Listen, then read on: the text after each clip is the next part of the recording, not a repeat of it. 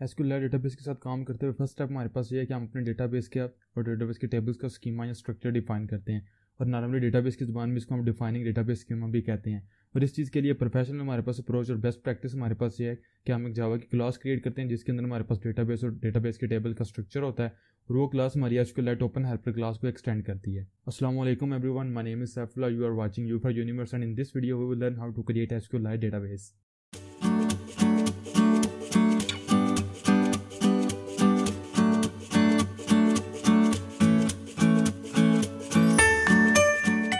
WhatsApp everyone, welcome to your next video on Android development. और आज के video में हमारा टॉपिक ये है कि हम एक एसक्यूएल डेटाबेस को क्रिएट करेंगे। तो स्टार्ट करते हैं। सबसे पहला हमारा स्टेप ये है कि हमने अपने डेटाबेस के टेबल्स का स्कीमा जो है वो डिफाइन करना है या स्ट्रक्चर कह लें कि डिफाइन करना है। तो उसके लिए हम जाऊँगा अपने प्रोजेक्ट के अंदर और जहाँ पर मेरी एप्लीकेशन का पैकेज है वहाँ पर एक न्यू पैकेज जो है वो हम बना लेते हैं, डेटाबेस कह देंगे इसको। और इसके अंदर मैं अगेन एक न्यू क्लास जो है वो बनाऊँगा, जावा की क्लास। तो इसको मैं कह दूँगा सिटी टेबल कह दूंगा इसको। ओके, तो ये class basically SQL open helper को एक्सटेंड नहीं करेगी, बल्कि इसके अंदर सिंपल मेरे पास कुछ मेरे प्री डिफाइंड कॉन्स्टेंट्स होंगे जो मैंने ऑलरेडी कॉपी किए हुए हैं।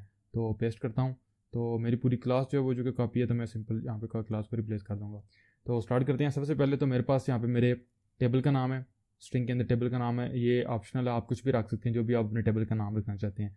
उसके बाद मेरे पास कॉलम्स हैं। अगेन कॉलम्स के जो वैल्यूज़ हैं, ये जो वैल्यूज़ हैं बेसिकली हमारे पास कॉलम्स के एक्चुअल नेम है डेटाबेस के अंदर स्टोर होंगे। ये भी आपके ऊपर है, आप कोई भी रख सकते हैं डिपेंडिंग अपॉन योर रिक्वायरमेंट्स। आप अपनी मॉडल क्लास के रिलेटेड भी रख सकते हैं। मेरी मॉडल क्लास के रिलेटेड जो है वो कॉलम्स के नेम्स हैं। नीचे जब मैं आऊँ तो मेरे पास एसक्यूएल क्रिएट स्टेटमेंट है। ये बेसिकली वो स्टेटमेंट है या वो स्ट्रिंग है जिसके अंदर मैं एक्चुअल अपने टेबल का जो स्ट्रक्चर है वो डिफाइन कर रहा हूँ। तो यहाँ पे एक चीज़ इंपॉर्टेंट है, यहाँ पे जो कॉलम के डेटा टाइप्स हैं ये मैच करनी चाहिए आपकी जो मॉडल क्लास की डेटा टाइप्स हैं उनके साथ।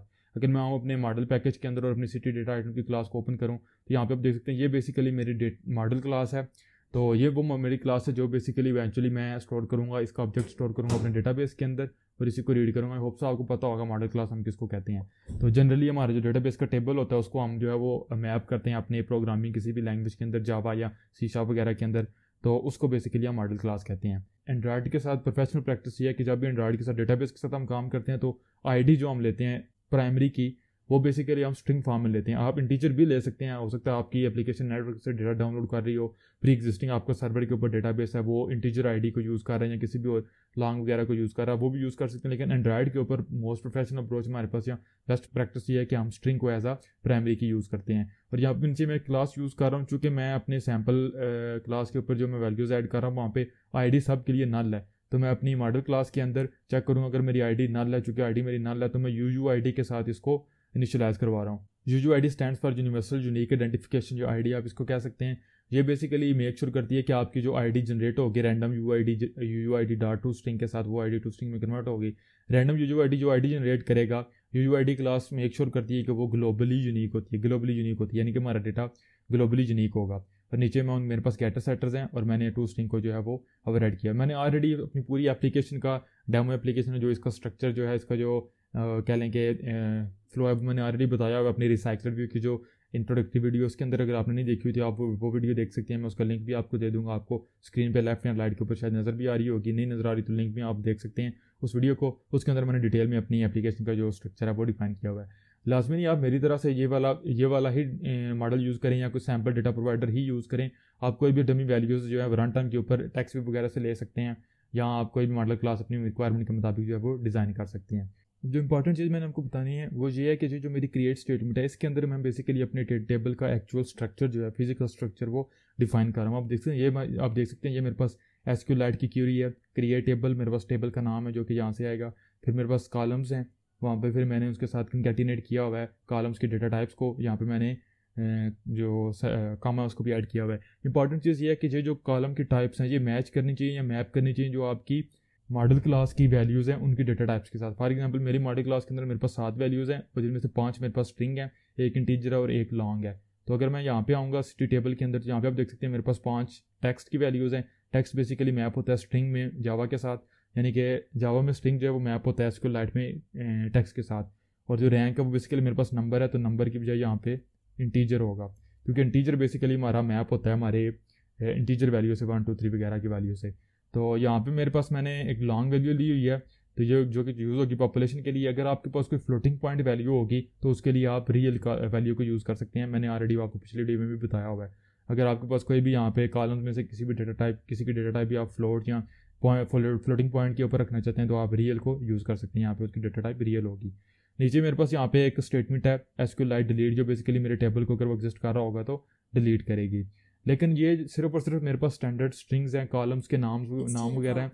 यहाँ पे मैं एक्चुअल जो डेटाबेस है या टेबल है उसको क्रिएट नहीं कर रहा। वो जो एक्चुअल जो डेटाबेस क्रिएशन का कोड होगा वो जाएगा हमारी एक सेपरेट क्लास के अंदर, तो वो क्रिएट कर लेते हैं। अगेन डेटाबेस के ऊपर जाऊँगा, right click, new Java class करूँगा और इसको कह दूँगा माई DB ओपन हेल्पर। और इंपॉर्टेंट थिंग है ये जो क्लास है इसकी सुपर क्लास होगी SQLite ओपन हेल्पर, आप देख सकते हैं। एंड database.SQLite इसका पैकेज है, ये इसकी सुपर क्लास होना ज़रूरी है। ओके करता हूँ। जैसे मैंने ओके किया तो यहाँ पे आपने देखा मुझे एक वार्निंग मिल रही है, क्योंकि ये हमारे पास सब्सट्रैक्ट क्लास है तो इसके कुछ मेथड्स हैं जो हमें खुद इंप्लीमेंट करने पड़ेंगे। तो अगर मैं इंटेंशन एक्शन के ऊपर जाऊँ इम्प्लीमेंट मेथड्स, तो ये 2 मेथड्स हैं जो हमें हर सूरत खुद इंप्लीमेंट करने पड़ते हैं। ओके करता हूँ। तो यहाँ पे आपने देखा कि दोनों के दोनों मेथड्स जो हैं वो यहाँ पे इंप्लीमेंट हो गए। अगेन मुझे वार्निंग मिल रही है। अगेन इंटेंशन एक्शन के ऊपर जाता हूँ तो मुझे कंस्ट्रक्टर क्रिएट करना पड़ेगा matching super. Again constructor create करने के लिए भी मैं एंटर क्लिक करता हूँ तो यहाँ पे आपको 2 कह लें कि वेरिएंट्स मिलेंगे ओवरलोडेड कंस्ट्रक्टर्स के। कोई भी यूज़ कर लें, मैं फर्स्ट वाला जो है वो यूज़ करूँगा। तो यहाँ पे मेरा जो कंस्ट्रक्टर है वो भी यूज़ हो जाएगा। मज़ीद फर्दर कोड स्टार्ट करने से पहले पब्लिक स्टैटिक फाइनल स्ट्रिंग लूँगा। इसको मैं कह दूँगा database_name, और कोई भी आप डेटाबेस का नाम दे सकते हैं। मैं सिंपल कह दूँगा PARC_info। आप .db एक्सटेंशन अपेंड भी कर सकते हैं, नहीं भी कर सकते, ऑप्शनल है। लेकिन अगर अपेंड करेंगे तो आपके लिए डेटाबेस की फाइल को रिकॉग्नाइज करना ढूंढना आसान होगा। अगर नहीं भी करेंगे तो कोई भी प्रॉब्लम नहीं होगी। अगेन मैं public static final string create करूँगा और इसको मैं कह दूँगा database_variant, और इसको मैं 1 कहूँगा और ये बेसिकली मेरे पास इंटीजर होगी। इंपॉर्टेंट चीज़ यहाँ पे ये है कि जो आपके डेटाबेस का वर्जन होगा ये हमेशा आपके पास एक इंटीजर वैल्यू होगी। आप ऐसा नहीं कर सकते कि 1.2 या 1.3, हमेशा आप जिस भी वैल्यू से स्टार्ट करेंगे 1, 2, 3 किसी से भी स्टार्ट करेंगे। और हर दफ़ा जब भी आप डेटाबेस को अपडेट करेंगे या चेंज करेंगे तो आपका डेटाबेस वर्जन इंक्रीमेंट होगा बाय 1। फॉर एग्जांपल इस दफ़ा मेरा डेटाबेस वर्जन 1 है, अगर मैं डेटाबेस को चेंज करता हूँ तो वो हो जाएगा 2, फिर हो जाएगा 3, फिर हो जाएगा 4। इस तरीके से आप इस वैल्यू को इंक्रीमेंट बाय 1 यूज़ करेंगे। अब आती है नीचे कंस्ट्रक्टर के अंदर, तो जहाँ पे मेरे पास मेरा कंस्ट्रक्टर है यहाँ पे स्ट्रिंग नेम को भी मैं डिलीट कर दूँगा, क्योंकि मैं नेम हार्ड कोड यहाँ पे स्ट्रिंग है उसको यूज़ करूँगा। अगेन जो मेरे पास मेरा इंटीजर वर्जन है इसको भी मैं रिमूव कर दूँगा, क्योंकि वो भी मैं यहाँ पे यूज़ करूँगा। तो यहाँ पे मुझे जो है वो एरर मिलेगा, तो यहाँ पे मैं नेम पास कर रहा हूँ तो वहाँ पर मैं यूज़ कर लूँगा डेटाबेस नेम, और वर्जन की जगह मैं यूज़ कर लूँगा डेटाबेस वर्जन। तो ये जो मेरे पास फैक्ट्री मेथड है ये सिंपली हम इसको फिल वक्त नल रिटर्न करेंगे, और इसको 99.9% आप नल ही रिटर्न करेंगे। बहुत कम ऐसा होगा कि आप इसकी जगह कोई भी कस्टम फैक्ट्री मेथड जो है वो ऐड करेंगे। डिटेल में तो नहीं जाएंगे, सिर्फ इतना मैं आपको बता देता हूँ कि अगर आपने काम किया हुआ है SQLite के साथ, यानी किसी भी डेटाबेस के साथ, इन जावा वगैरह JDBC वगैरह के साथ, तो आपको पता होगा कि जो मैं डेटाबेस से अगर नहीं भी पता तो मैं आपको बताता हूँ। इन शॉर्ट ये है कि जब हम डेटाबेस से क्यूरी लगाते हैं तो जो डेटा में रिटर्न होता है वो हमें मिलता है एक फैक्ट्री ऑब्जेक्ट में मिलता है, ठीक है। तो कर्सर ऑब्जेक्ट में मिलता है, कर्सर फैक्ट्री में मिलता है। तो अगर आप ये चाहते हैं कि जो डेटा आपको रिटर्न हो वो आपकी मर्ज़ी से रिटर्न हो, या आप एक उसको कस्टमाइज्ड वे में लेना चाहते हैं, तो उस वक्त आप इस क्लास को कर्सर फैक्ट्री की क्लास को इसका अलग कस्टम एक ऑब्जेक्ट क्रिएट करते हैं, तो वो आप यहाँ पे पास कर सकते हैं। सिंपली हम जो है वो नल पास करते हैं, मोस्टली नल ही पास होता है। मैंने आज तक नहीं देखा किसी भी प्रैक्टिकल एप्लीकेशन में यहाँ पे कोई भी कस्टम फैक्ट्री ऑब्जेक्ट यूज़ करते हुए। नीचे आएंगे। अब हर दफ़ा जब भी SQL डेटाबेस क्रिएट होगा तो हमारी डेटाबेस की ये वाला जो मेथड ऑन क्रिएट ये कॉल होगा, और जब भी हमारा डेटाबेस का वर्जन चेंज हो जाएगा तो उस वक्त हमारा ऑन अपग्रेड मेथड जो है वो कॉल होगा। तो ऑन क्रिएट डेटाबेस के ऊपर हमने सिंपल ये करना है DB, ये वाला डेटाबेस का ऑब्जेक्ट जो मुझे यहाँ पे मिल रहा है इसके साथ मैंने कॉल करना है DB.execSQL हम कॉल करेंगे। या आप देख सकते हैं इसका पहला मेथड हम कॉल करेंगे जो हमसे एक स्ट्रिंग में SQL की स्टेटमेंट ले रहा है। तो अब आपको मैं बताऊँगा कि सिटी टेबल है जो इसके ये वाले कॉन्स्टेंट्स हमारी हेल्प करेंगे। तो यहाँ पे मैंने लिखना है citytable.SQL क्रिएट, तो वो मैंने यहाँ पे लिख देना और हमारा जो डेटाबेस था वो क्रिएट हो जाएगा। राइट नो हम डेटाबेस में वैल्यूज़ वगैरह इंसर्ट तो नहीं करेंगे, लेकिन मैं सिंपल यहाँ पे एक ब्लॉकआउट विंडो के अंदर उसकी आउटपुट शो करवा दूंगा। डेटाबेस क्रिएटेड ये आएगा, और यहाँ पे ये जो टैग है ये मैं क्रिएट कर लूँगा कांस्टेंट फील्ड माई टैग, कुछ भी आप कह सकते हैं। ये मेरा टैग क्रिएट हो गया।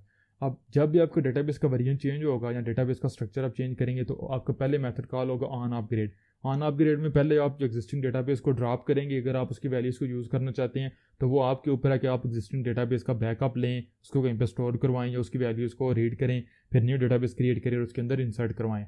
तो मैं सिंपली यहाँ पे ये करूँगा कि अगेन डीबी का जो मुझे यहाँ पे ऑब्जेक्ट मिल रहा है एसक्यूएल डेटाबेस, उसको यूज़ करेंगे, डॉट एग्जैक्ट एसक्यूएल करूँगा। और इस दफ़ा जो मैंने सिटी टेबल से जो मैंने स्टेटमेंट यूज़ करनी है वो बेसिकली होगी ड्रॉप एसक्यूएल, डिलीट एसक्यूएल। तो डेटाबेस डिलीट हो जाएगा और उसके बाद अगेन मुझे एक्सप्लिसिटली ऑन क्रिएट मेथड ये कॉल करना पड़ेगा, क्योंकि अब मेरा डेटाबेस डिलीट हो चुका है। अब मेरा डेटाबेस जो क्रिएट होगा वो तो होगा ऑन क्रिएट मेथड में, लेकिन मेरा ऑन क्रिएट मेथड ऑटोमेटिकली अब कॉल नहीं होगा, तो वो मुझे एक्सप्लिसिटली कॉल करना पड़ेगा ऑन क्रिएट मेथड। और इसको डेटाबेस का ऑब्जेक्ट चाहिए तो मैं ये वाला जो डेटाबेस का ऑब्जेक्ट है ये पास कर दूंगा। और इसके बाद मैं अगेन लॉकआउट विंडो के अंदर शो करवा दूंगा, डेटाबेस अपडेटेड।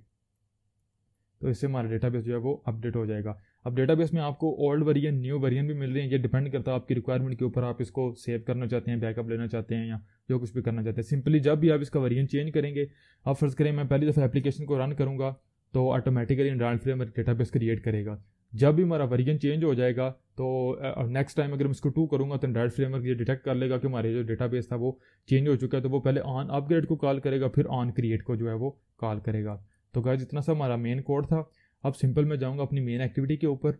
यहाँ पे मैंने सिंपली ये करना है कि मैं डेटाबेस का रेफरेंस लूँगा। जैसे ही मैं डेटाबेस का रेफरेंस लूँगा तो ये जो मेरे ऑन क्रिएट और ऑन अपग्रेड वगैरह जितने भी मेथड्स होंगे ये बेसिकली एग्जीक्यूट होंगे और मेरा डेटाबेस क्रिएट हो जाएगा। ऑन क्रिएट मेथड हमारा सिर्फ एक ही दफ़ा एग्जीक्यूट होगा, पहली दफ़ा जब हमारा डेटाबेस एग्जिस्ट नहीं कर रहा। जब डेटाबेस क्रिएट हो जाएगा तो उसके बाद वो ये नहीं कि हर दफ़ा जब हम इसका रेफरेंस लेंगे तो वो हमारे पास ऑन क्रिएट को कॉल करेगा, ऐसा नहीं होगा। उसके बाद पहली दफ़ा तो ये कॉल करेगा, उसके बाद जब भी हमारा चेंज हो जाएगा डेटाबेस वेरिएंट तो सिर्फ उस वक्त हमारा ऑन अपग्रेड कॉल होगा। और अब ऑन अपग्रेड में मैं चूँकि डेटाबेस को डिलीट कर रहा हूँ तो फिर मुझे ऑटोमेटिकली ऑन क्रिएट कॉल करके डेटाबेस को क्रिएट करना है। तो मेन एक्टिविटी के ऊपर जाऊँगा। अब यहाँ पे मैं लोकली 2 वेरिएबल्स ले लूँगा। पहला जो मैंने वेरिएबल लेना है वो बेसिकली मेरे पास होगा ऑब्जेक्ट होगा मेरी इस क्लास का माई D be open helper, knew my D be open helper. इसको मैंने चूँकि कॉन्स्टेंट पास करना है तो मैं इसको दिस जो है वो पास कर दूंगा। ये मेरे पास हो गया। सॉरी, अगर मैं इसके कंस्ट्रक्टर के ऊपर जाऊं तो मुझे ये वाला जो ये भी नहीं चाहिए, सिर्फ मुझे यहाँ पे कॉन्टेक्स्ट चाहिए। ये हो गया। अब मैंने ऑब्जेक्ट कॉल करना है जिस क्लास का, वो मेरे पास होगा एसक्यूएलाइट डेटाबेस पैकेज। देख सकते हैं आप android dot database dot SQLite database का ऑब्जेक्ट क्रिएट करूँगा, डीबी कह दूँगा। और अब मैंने कॉल करना है ये जो मेरा ऑब्जेक्ट था माई डी डॉट गेट। आपके पास रीडेबल डेटाबेस है और राइटेबल डेटाबेस है। जब आप राइटेबल को एक्सेस करेंगे तो आपको पता होगा रीडेबल ऑटोमेटिकली मिल जाएगा, लेकिन सिर्फ अगर आपने रीड करनी है वैल्यूज़ तो आप रीडेबल को यूज़ कर सकते हैं। मैं राइटेबल को यूज़ करता हूँ। तो इस मेथड की कॉल के साथ ही जो कि मेरा जो डेटाबेस होगा वो मुझे यहाँ पे इनिशियलाइज होकर मिलेगा। तो मेरा जो डेटाबेस था इसका मतलब है वो क्रिएट होगा, यानी कि मेरे ये वाले जो methods on create on upgrade वगैरह वो एग्जीक्यूट होंगे। तो इसको गाइस रन करते हैं एमुलेटर के ऊपर और लॉकआउट विंडो के अंदर इसके आउटपुट को जो है वो मॉनिटर करेंगे। सो गाइस मेरी एप्लीकेशन जो है वो रन होना शुरू हो चुकी है। अब चूँकि हमने कुछ किया नहीं तो सिंपल हमने जो रिसाइकलर व्यू की वीडियो पहली दूसरी वीडियो में रिसाइकलर व्यू क्रिएट किया था वो मुझे लिस्ट शो होगी।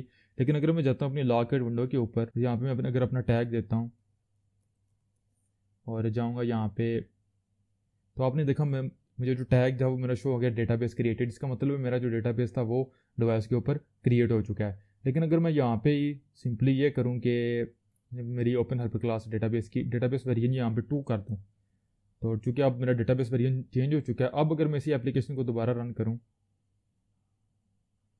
और अब अगर मैं जाऊँगा लॉकआउट विंडो के अंदर, तो यहाँ पे आपने देखा पहले मेरा जो कि डेटाबेस डिलीट हो चुका था, तो डेटाबेस क्रिएटेड डेटाबेस अपडेटेड, यानी कि मुझे मेरे दोनों जो टैग्स थे वो शो हो गए हैं। तो आपको ये पता जो है ना डेटाबेस क्रिएटेड वो इसलिए पहले शो हो रहा है, हालांकि एग्जीक्यूशन पहले हमारी ऑन अपग्रेड की हुई है।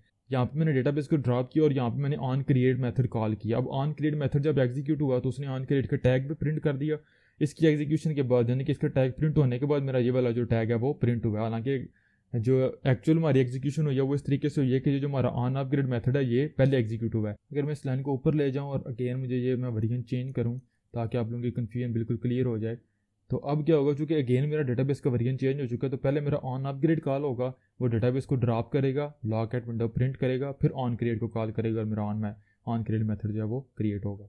यहाँ पे देख सकते हैं जैसे मेरी एप्लीकेशन रन हो गया, आप देख सकते हैं तो पहले मेरा जो ऑन अपग्रेड मेथड था वो कॉल हुआ, उसने डेटाबेस को अपडेट किया है, फिर मेरा ऑन डेटाबेस क्रिएटेड जो है वो ऑन क्रिएट मेथड जो है वो कॉल हुआ है। तो गाइस ये था कि किस तरीके से हम SQLite डेटाबेस में डेटाबेस का टेबल का स्ट्रक्चर डिफाइन करते हैं और SQLite ओपन हेल्पर क्लास को यूज़ करते हुए अपना ऑन क्रिएट मेथड को और ऑन अपग्रेड मेथड को इंप्लीमेंट करते हैं, और किस तरीके से हम अपनी एप्लीकेशन के अंदर जो डेटाबेस का रेफरेंस है वो लेते हैं। वीडियो एंड करने से पहले मैं एक चीज़ इंपॉर्टेंट आपको बता देता हूँ यहाँ पे कि SQLite के साथ काम करते हुए हमें इसके रेफरेंसेस की टेंशन नहीं पड़ती या इसको कह लेंगे मैनेज नहीं करना पड़ता। ट्रेडिशनल डेटाबेस के साथ ये होता है कि जितने भी हम डेटाबेस के साथ कनेक्शन ओपन करते हैं हमें वो क्लोज करने पड़ते हैं या उनको मेंटेन करना पड़ता है। यहाँ पे आप जितने मर्जी कनेक्शन ओपन करें, किसी भी एक कनेक्शन को क्लोज करेंगे तो ऑटोमेटिकली सारे कनेक्शन वो क्लोज हो जाएंगे, हमारे पास रिसोर्स लीक नहीं होगा। तो इसको डिटेल में गाइस इंशाल्लाह नेक्स्ट वीडियो में देखेंगे। आई होप सो आप लोगों को समझ आ चुकी होगी। तो अब अगर आपको ये वीडियो पसंद आई है तो वीडियो को लाइक कीजिए, ऑलरेडी अगर आपने मेरे चैनल सब्सक्राइब नहीं किया हुआ तो चैनल सब्सक्राइब कीजिए, साथ बेल का आइकन दबाइए। कोई भी कंफ्यूजन हो you can ask me in the comments and see you guys in the next video. अल्लाह हाफिज़।